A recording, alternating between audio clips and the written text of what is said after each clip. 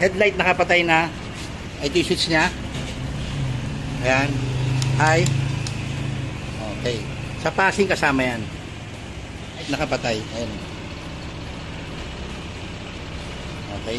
Itong GR nya, kasama rin sa passing nya, basta i-on to. Pindot. GR passing. Okay. So ito yung sa atom nya, low, passing. High beam nya, passing.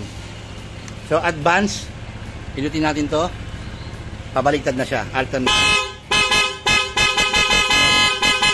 Patay natin yung GR. Namamatay siya. At the same time, sisindi itong headlight. Tinga sir, passing mo. Dito po yan ha.